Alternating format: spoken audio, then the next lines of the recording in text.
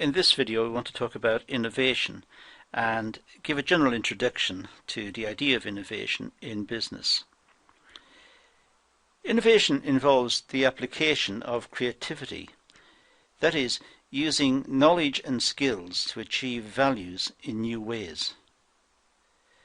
What this means is that innovation it ranges from tweaking an existing process, modifying it slightly, introducing a new way of doing the process.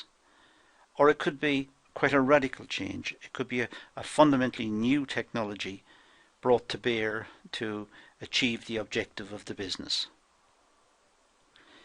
So it's creative thinking, and it's the application of creative thinking. It's usually associated with a new or a better way of doing work. It can be many things. For example, the substitution of cheaper material in an existing product, or a better way of marketing an existing product or service. So the idea of innovation is not confined just to production. We can innovate the way we work in the office. We can innovate the way we work in terms of our approach to marketing. We can vary the way we work. We can try to improve it. And that is an innovation. That's a newness. In general, it's about doing things differently. I suppose more specifically, doing things differently and more efficiently. In order for innovation to be successful, it should be linked with customer demands through cost or price and quality. The ultimate objective is to satisfy customers' needs. And their need is to receive the product at the cheapest possible price, and the product should have a high level of quality, a high standard of quality. So innovation should ideally be targeted at trying to achieve these objectives. To innovate efficiently, it requires insight into customers and markets, into what is possible and what is not, and how to make things happen. And that's the idea of Burns, a famous writer particularly in small business, back in 2001. So to innovate effectively requires an insight into customers and markets. There's no point in innovation if it is not going to achieve something. And what it should be achieving is better consumer satisfaction, and perhaps also linked to that, a cheapness, a better way of doing it. So to exploit innovation successfully, it requires somebody to push it through, a strength of character. It requires the ability to do it, and it requires the resources, money. It requires all of those characteristics. It requires the idea. The idea is how to change something and make it better. That's the innovative idea. It requires somebody to champion the change, to bring it about. And the management have to accept it and agree with it and relate to it and apply it. And of course, there must be the resources to bring it about in the first place.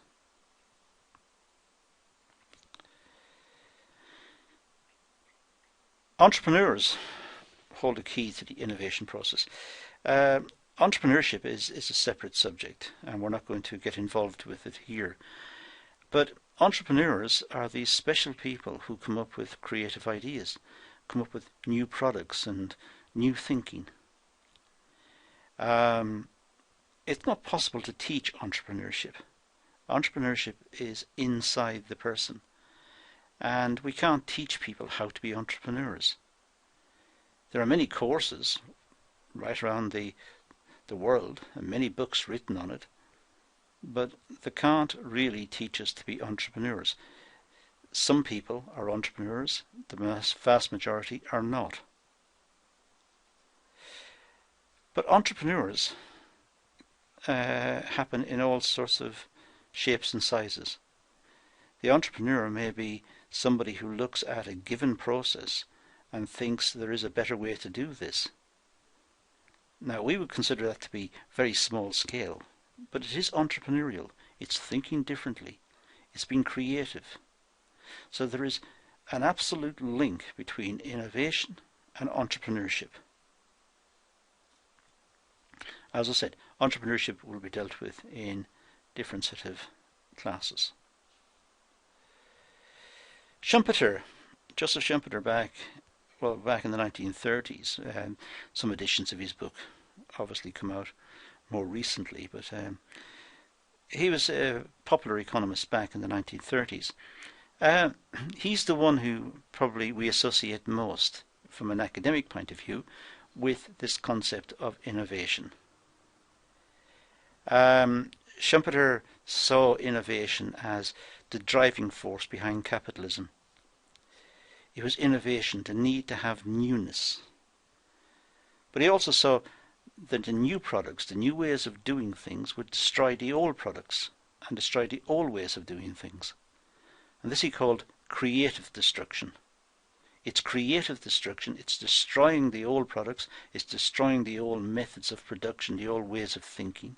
It's destroying those and replacing them with something better. So it's creative destruction. And he really is the father figure of much of modern day thinking on innovation. So innovation can come in many ways. For instance, it can come as the introduction of a new or improved good, which innovates the market. Consumers like newness and they like to see things in that way.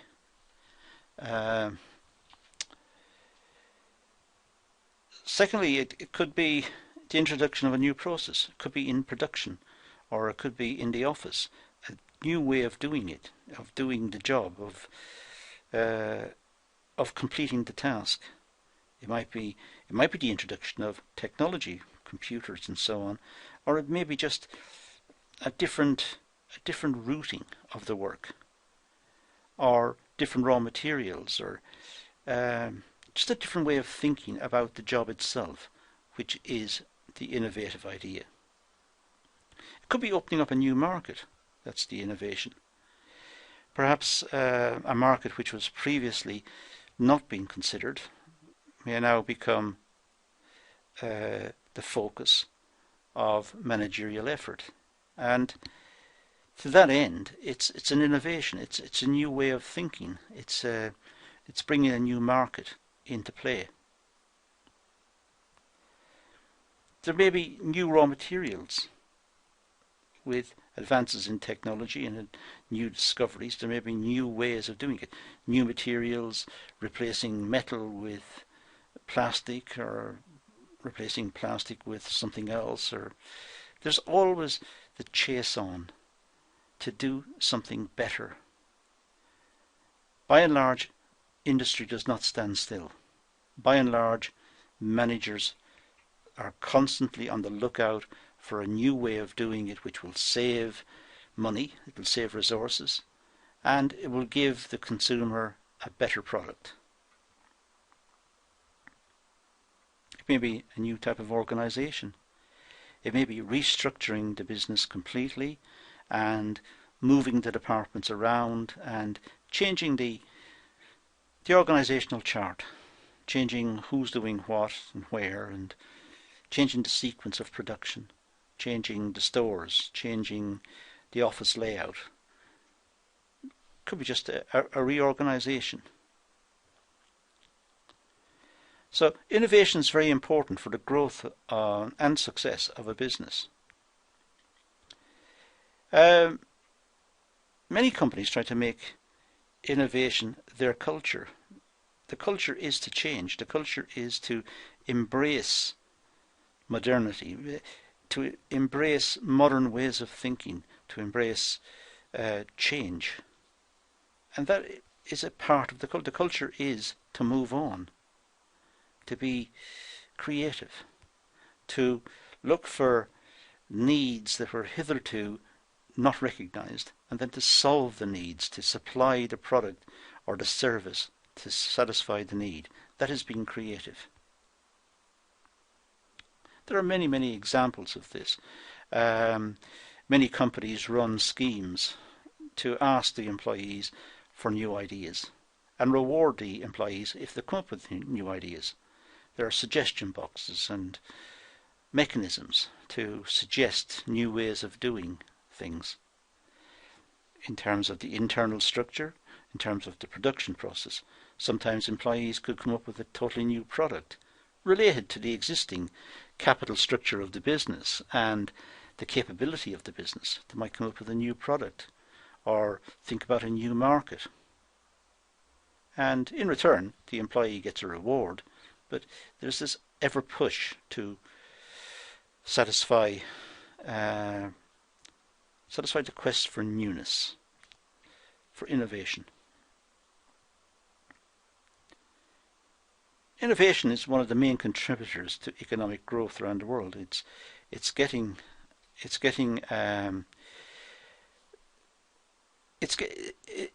recognizing that markets are evolving and changing and growing, and it's participating in that process.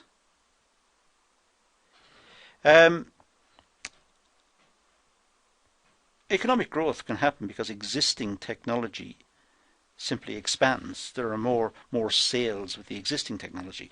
There's nothing innovative about that.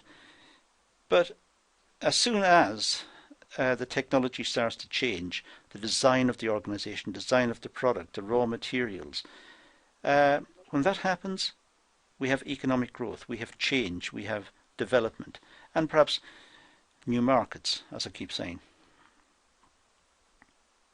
It generates employment opportunities, and it certainly helps with competitiveness. New technology, generally speaking, leads to cost reductions. That's why it's attractive. There may be new employment opportunities for some who have the skills to operate in the constantly evolving environment. Some people may have skills which are outdated, and outdated skills will not be successful, will not have an active role in a changing environment which is becoming increasingly complex. So workers have a need to acquire qualifications and skills and have updating. And this is one of the reasons why many industrialists talk about lifelong learning. It's not a question of going to college or to university and getting a qualification and sitting back for the rest of your life. It's a question of getting new skills on top of that and new ones on top of that and updating it continuously. So innovation pushes in this direction. It pushes businesses to be more competitive, and it creates employment for the people with the right skills. The people without the right skills, the onus is on them to acquire the skills. An innovative idea for a product or service that has market potential should be protected. This is where industrial espionage and spying and cheating and stealing creeps into the story. A good idea needs to be protected, otherwise competitors will get it, and all the efforts of the company gone into designing the new innovative process would be lost. So there are protections that are available. They're not perfect because across international boundaries it's not easy to enforce them, and some countries perhaps don't enforce them as strongly as others. But nonetheless, protection is attempted to be applied in the following ways. First of all, we have patenting, or patenting as some people say. Doesn't matter which way you pronounce it, I guess. It's patenting or patenting. This means getting a legal right to make or use or sell an invention. So you invent something. You invent a machine that does something. Or you invent some mechanism to do something. Then you need to protect it. That is your idea. You need to protect the idea. And by getting a patent or a patent, by getting one, it becomes your idea legally. So if someone copies it, they are breaking the law. They have stolen. They've stolen your intellectual property, because your intellectual property is the idea. So this is the legal protection that commercial ideas get. It should exclude others from making or using or offering for sale or selling or importing the innovation. It should do. But as I said, across national boundaries, it's very difficult to enforce this. But in principle, that's what should happen. So the patent or the patent gives the inventor and possible future inventors the right to exclude others from making, using or selling the invention. So it's protected. So any effort put in to make some mechanism or some gadget, some machine, or to vary something, to be innovative, any effort put in to be innovative should be protected in this way. Licensing is also a way that's used. It's used when a patent owner grants a company permission to use the innovation or the patents. If you've got a patent on an invention, you've invented something and you have protected the idea. Your intellectual property is protected legally with a patent. Then you may license it to a business to make in return for royalty fees. So the inventor is rewarded. The innovative person is being rewarded for being inventive. And that's why copying is stealing. Copying a technology is stealing the technology. It's stealing somebody's idea. And if the ideas are not protected, then there's no incentive for inventors or innovators to change, to work, to modify, to develop, which means we would have less invention, less innovation, and the world would be a poorer place.